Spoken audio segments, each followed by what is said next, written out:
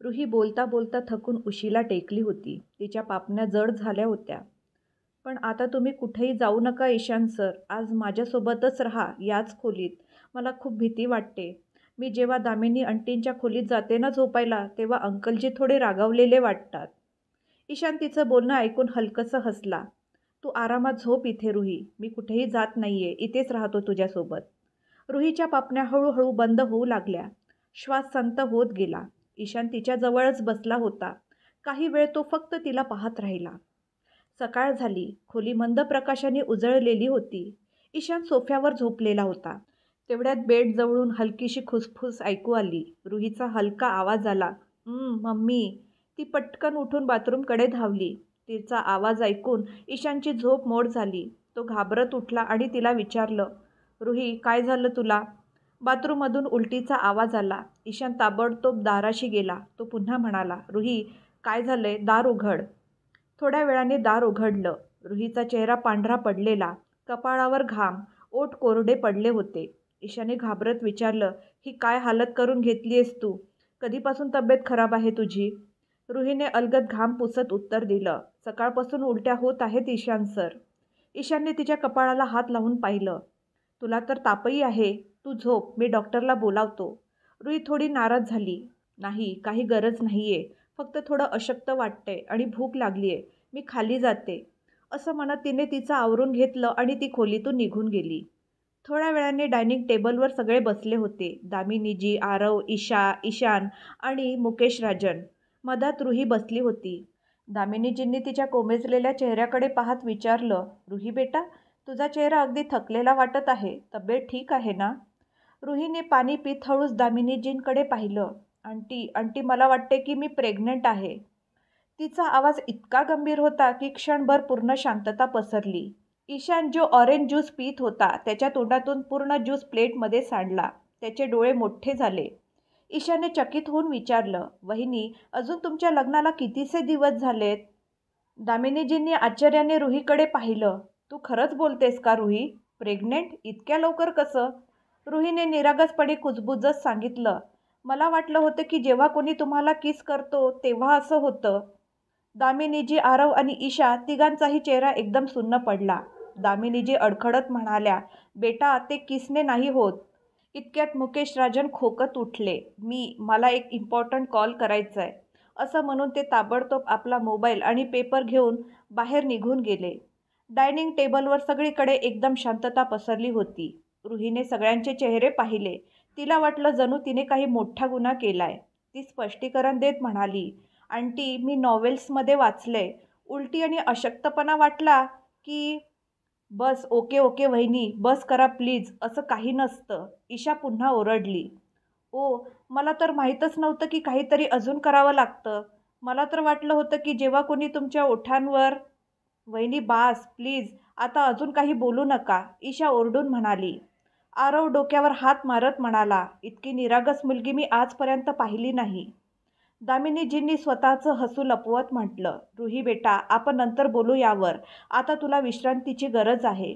रुही थोडीशी गोंधळलेली. ती हळू आवाजात म्हणाली, तुम्हा सगळ्यांना हसू येतंय, पण मी काहीही चुकीचं केलं नाही. मला खरंच खूप विचित्र वाटतंय आतून. ते सगळं तर ईशान सरांनी. ईशानने तिच्याकडे बघितलं. त्याच्या नजरेत काहीच नाजूक हळवं भाव उमटलं होतं. बस, खूप झालं रुही, आता पुरे. आणि कोणालाही काहीही न बोलता तो पुढे सरसावला आणि सर्वांच्या समोरच रुहीला आपल्या कुशीत उचललं. रुहीने थरथरत्या आवाजात विचारलं, ईशान सर, हे काय करताय तुम्ही? सगळे पाहतायत. तर पाहू देत. जेव्हा सगळं ऐकलंय सर्वांनी तर पाहिलं तरी काय बिघडलं? आता लपवायला काय उरलंय का? आणि तो तिला आपल्या कुशीत घट्ट धरून पायऱ्या चढू लागला. ईशाने हळूच कुजबुजत आरवकडे पाहून म्हटलं, रुही वहिनी आणि ईशानभाई परफेक्ट आहेत. एक बोलतच नाही आणि दुसरीला कधी काय आणि कुठे बोलायचं ते माहीतच नाही. दामिनीजींनी एक दीर्घ श्वास घेतला आणि हसत म्हणाल्या, कधी कधी गैरसमजच नात्यांना खोलवर जोडून जातात. खोलीचं दार बंद करून ईशानने रुहीला हलकेच बेडवर बसवलं.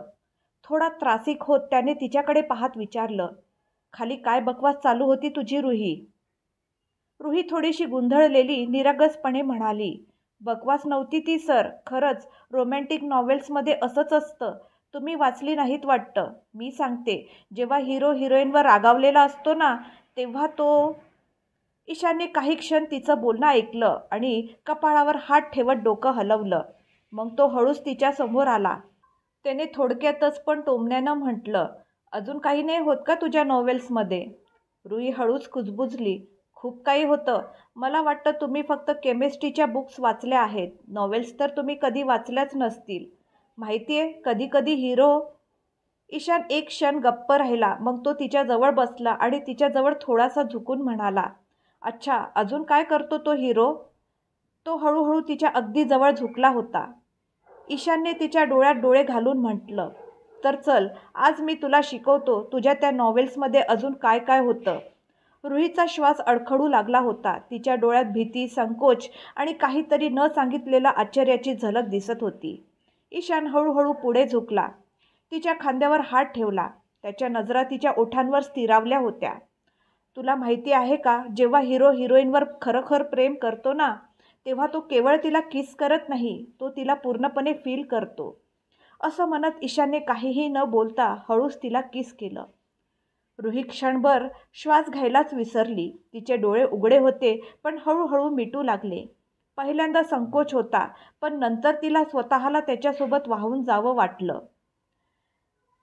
तिने हळूच ईशानच्या कॉर्लरला धरलं. दोघांचाही श्वास वेगाने वाढलेला होता. रुहीचे गाल लाल झाले होते.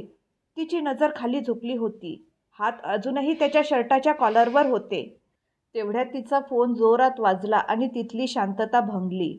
शिवानीचा कॉल होता. फोन सतत वाजतच होता. रुहीने थोडं घाबरत म्हटलं, ईशान सर, ताईचा कॉल आहे, मला उचलावा लागेल. ईशानने स्वतःला तिच्यापासून अलग केलं. त्याच्या चेहऱ्यावर तो ओलावा आणि ती ओढ होती जी रुहीला पाहायची होती. पण पुढच्या क्षणी जणू कोणीतरी त्यांच्या भावनांना स्विच ऑफ केलं होतं. तो एकदम उभा राहिला, शर्टाची कॉलर सरळ केली आणि रुहीकडे न पाहताच थंड सुरात म्हणाला, सॉरी, प्लीज जा इथून आता. रुही एक क्षण श्वासही घेऊ शकली नाही. तिने जणू नीट ऐकलंच नव्हतं. ती तशीच बसून राहिली. तिचे डोळे विस्फारलेले. चेहऱ्यावर एक विचित्र आश्चर्य आणि गोंधळ होतं, जसं तिच्या मनावर कोणीतरी मोठा दगड ठेवला असावा. ईशान सर, हे हे काय बोलताय तुम्ही? तिचा आवाज थरथरला. ईशानने यावेळी तिच्याकडे पाहिलं, पण त्याच्या नजरेत आता कुठलीच कोमलता नव्हती. फक्त एक भिंत होती जी त्याने स्वतःच्या आणि तिच्यामध्ये उभी केली होती. रुही, बघ, मी तुला समजावतोय, जे काही झालं तो एक इमोशनल फ्लो होता.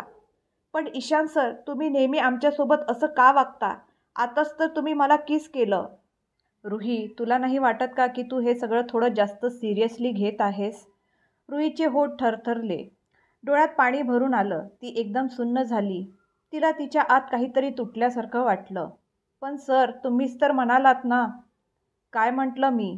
ईशानने सौम्य पण थंड सुरात विचारलं, की जेव्हा हिरो हिरोईनला खूप पसंत करतो तेव्हा तो केवळ तिला किस करत नाही, तो तिला फील करतो.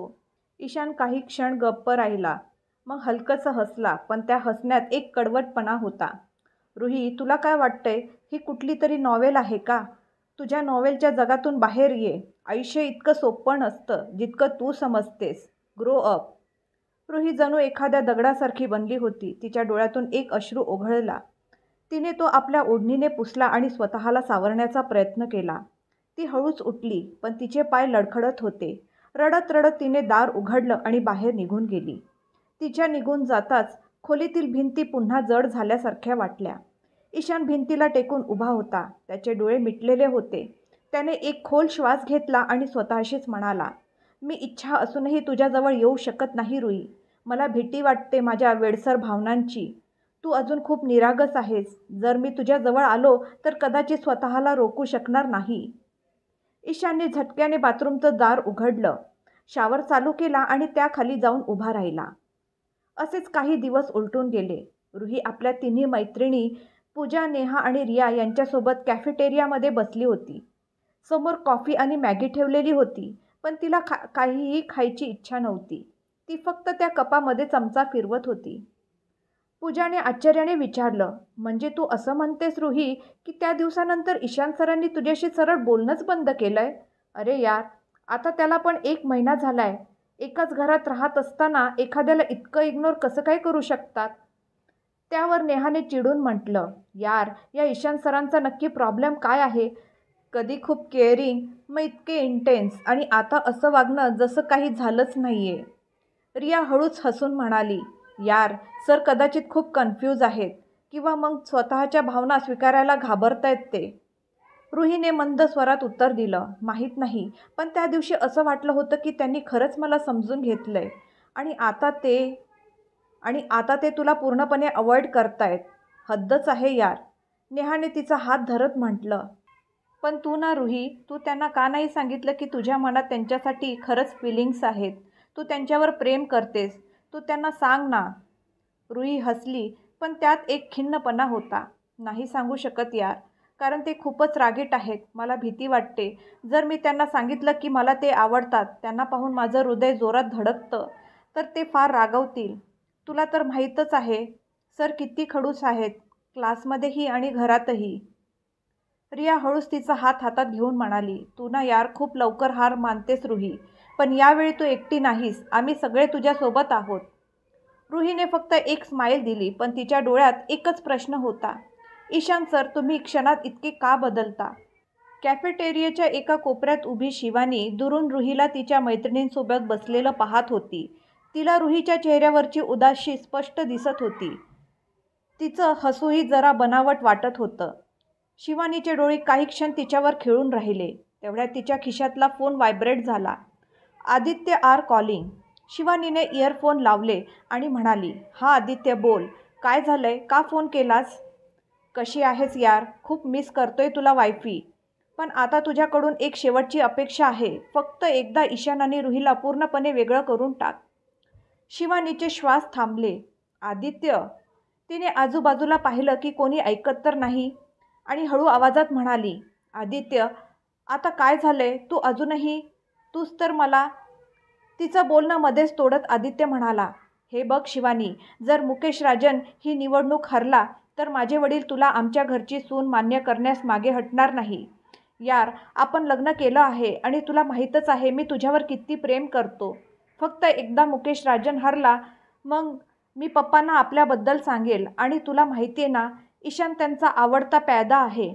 जर एकदा मुकेश राजनची खुर्ची गेली तर आपल्याला कोणी वेगळं करू शकणार नाही, माझे पप्पासुद्धा नाही. शिवानीचे डोळे काही क्षणासाठी मिटले.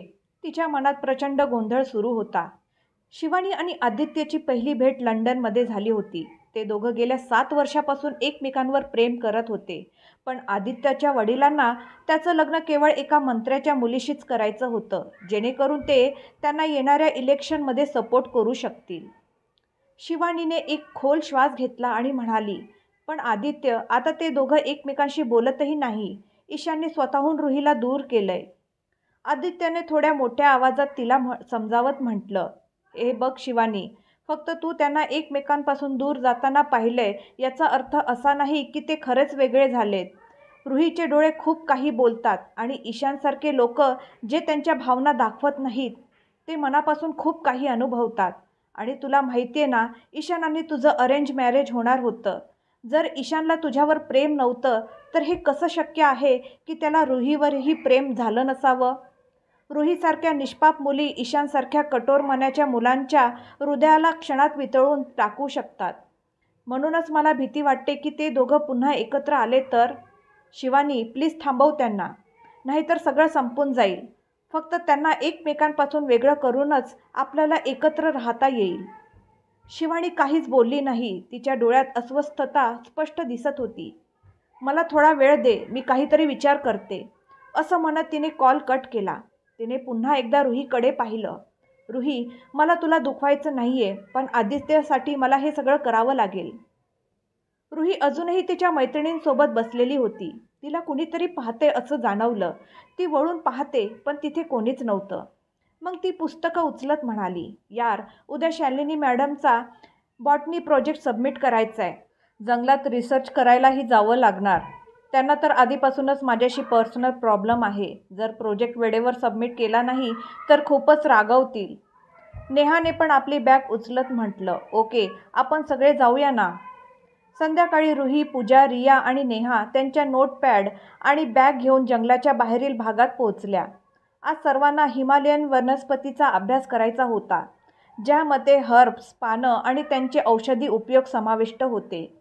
रुही, तू इथून चल, या भागात काही दुर्मिळ वनस्पती मिळतात. नेहाने तिचा हात पकडत म्हटलं. तुम्ही लोक इकडे बघा, मी थोडं तिकडे डोंगर उताराकडे जाते, तिथे काहीतरी वेगळं दिसतंय. कदाचित प्रोजेक्टसाठी उपयुक्त ठरेल. असं म्हणत रुही खाली उतरू लागली. अगं एकटी जाऊ नकोस वेडी, आपण सगळे सोबतच जाऊया ना, नेहाने किंचाळून म्हटलं. अगं मी अगदी जवळच तर जाते, फोन आहे माझ्याकडे, 2 मिनिटात परत येईन, असं म्हणत रुही थोडी दूर निघून गेली. पाय वाटेवर चालता चालता ती झाडांनी आच्छादलेल्या दाट भागात शिरली, जिथे फोनचं नेटवर्कही गायब झालं होतं. अर्ध्या तासानंतर पूजाने घाबरत म्हटलं. रिया, तुला वाटत नाही का रुहीला यायला खूप वेळ होतोय? हो यार, आता तर तिचा कॉलही लागत नाहीये, फोनमध्ये नो नेटवर्क दाखवतंय. काय करू, कुठे गेली असेल ती? कुठे ती त्या खाली असलेल्या गुहेकडे तर गेली नाही? सर्व मुली इकडं तिकडं शोध घेत होत्या, पण रुही कुठेच सापडत नव्हती. शेवटी रियाने घाबरून ईशानला कॉल केला. ईशान एका ऑफिशियल मीटिंगमध्ये होता, तेव्हा त्याचा फोन व्हायब्रेट झाला. मुकेश राजनने त्याच्याकडे रागाने पाहिलं, पण रियाचा कॉल पाहताच त्याने ताबडतोब फोन उचलला. हा रिया, बोल, सगळं ठीक आहे ना? रिया घाबरलेल्या आवाजात बोलली. सर, रुही, ती रुही जंगलात कुठेतरी हरवली आहे, आम्हाला ती सापडत नाहीये. आम्ही फार लांबही आलो नव्हतो, ती तर फक्त एका हर्बबद्दल बोलता बोलता खूप दूर निघून गेली सर. ईशान ताबडतोब उभा राहिला आणि म्हणाला. काय काय म्हणालीस? कधीपासून? किती वेळ झाला आहे? मागून नेहाचा आवाज आला. सर, 2 तास झालेत, आम्ही सगळीकडे शोधले, ती कुठेच सापडत नाहीये. ईशान हळूच पुटपुटला. रुही, तू पण ना इतकी निष्काळजी अशी असू शकतेस? त्याने काही न बोलता आपला कोट उचलला आणि मुकेश राजनच्या मीटिंगमधून बाहेर पडला. जंगलात हळूहळू अंधार दाटत चालला होता. हवेत गारवा पसरला होता आणि चारही बाजूनी पक्ष्यांच्या आवाजांमध्ये पानाची सळसळ ऐकू येत होती. ईशान जमिनीवर वाकून वाकून पायाचे निशाण शोधत चालला होता.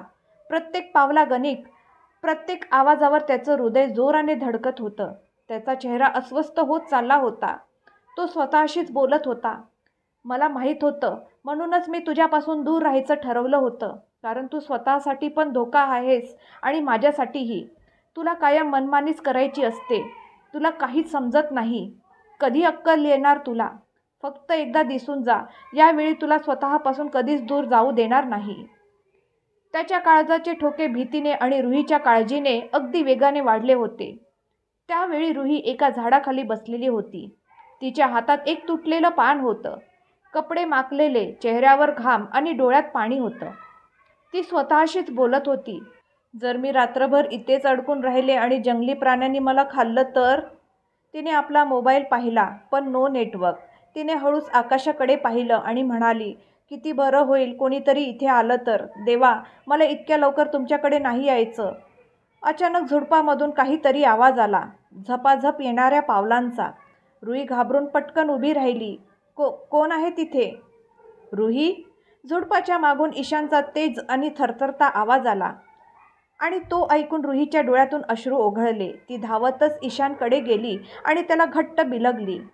तुम्हाला यायला इतका वेळ का लागला? तुम्हाला माहीत आहे का मी किती घाबरले होते? रुहीच्या शब्दात भीती होती. ईशानने तिला घट्ट मिठीत घेतलं. त्याचा हात तिच्या केसातून फिरू लागला. तो स्वतःच्या भावना थांबवू शकला नाही. वेडी मुलगी, तुला कल्पना आहे का, तुला काही झालं असतं तर मी काय केलं असतं? रुही त्याच्या मिठीत रडत होती. तो मनातच म्हणाला, तुला गमावण्याचा विचारसुद्धा मला संपवून टाकतो रुही. ईशान अजूनही तिला मिठीत घट्ट धरून होता.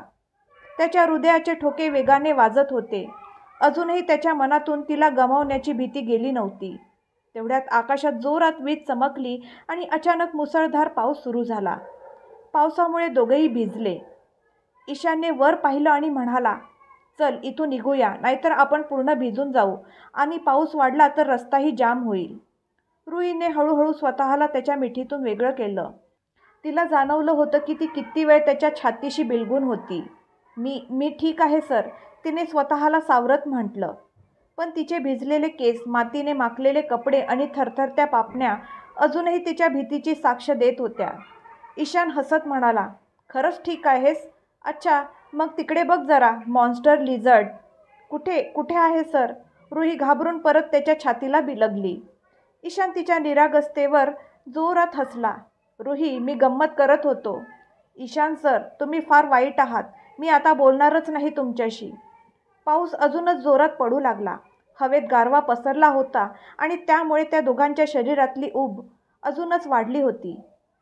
ईशान हळूच म्हणाला, माहितीये रुही, मला तुझ्या रागापेक्षा भीती त्या विचारामुळे वाटली होती की मी तुला शोधू शकलो नसतो तर. जीव निघाला होता माझा. यापुढे मला न सांगता कुठेही जायचं नाही. त्याने हळूच तिच्या गालाला स्पर्श केला आणि मग तिच्या नाकावरचा पाण्याचा थेंब बोटाने हटवला. रुही त्याचा हात पकडून थोडं रागात म्हणाली, असं एवढं चांगलं वागू नका सर. मी अजूनही तुमच्यावर नाराज आहे. ईशान तिच्याकडे आश्चर्याने पाहत राहिला. रुही पुढे म्हणाली, आधी किस करता, मग रागवता, मग पुन्हा किस करता, मग पुन्हा रागवता. ईशानच्या चेहऱ्यावर मिश्किल हसू उमटलं. तिचं बोलणं ऐकून तो काहीच बोलला नाही आणि तिचं वाक्य पूर्ण होण्याआधीच तो तिच्या ओठांवर झुकून त्यांना स्पर्श करणार इतक्यात अचानक मागून कुणाचा तरी खाकरल्याचा आवाज आला. आम्ही परत आलोय सर. रिया, पूजा आणि नेहा तिथंच उभ्या होत्या. तिघींच्याही नजरेत खोडकरपणा आणि चेहऱ्यावर चोरी पकडल्या गेल्याचं मिश्किल हसू होतं. रुही एकदम गोंधळून मागे सरकली. ते तर आम्ही फक्त. रुहीच्या तोंडून शब्द निघत नव्हते. तिच्या गालांचा रंग टोमॅटोसारखा लाल झाला होता. ईशानने आपले केस हाताने मागे सारत जणू काही झालंच नाही अशा आविर्भावात म्हटलं, तुम्ही लोक जरा लवकर आलात असं नाही वाटत का तुम्हाला? नेहा हसत म्हणाली, सॉरी सर, आमचा तुमच्या रोमॅन्समध्ये हड्डी होण्याचा अजिबात इरादा नव्हता. रिया आणि पूजाला हसू आवरत नव्हतं. रुही लाजून सरळ ईशानच्या मागे लपली. तुम्हीही काही बोला ना सर. ईशानने मागे वळून तिच्याकडे पाहिलं. त्याच्या ओठांवर हलकंसं हसू होतं. रुहीने नजर झुकवली. रिया आणि पूजाने शरारती नजरेनं एकमेकींकडे पाहिलं. चला निघूया, नाहीतर जंगलातल्या प्राण्याआधीच माझ्या बायकोच्या रागाने माझा शिकार होईल. ईशानने मिश्किलपणे म्हटलं. त्याच्या बोलण्यावर सगळेजण खळखळून हसले. पाऊस आता थोडा ओसरला होता. ते सगळे झुडपातून बाहेर पडून जीपकडे निघाले. भेटूया पुढच्या भागात. आजचा भाग तुम्हाला कसा वाटला कमेंट करून नक्की सांगा. आणि आवडला असेल तर लाईक करा, शेअर करा. आणि पुढचा भाग ऐकण्यासाठी माझ्या चॅनलला सबस्क्राईब करायला विसरू नका. धन्यवाद.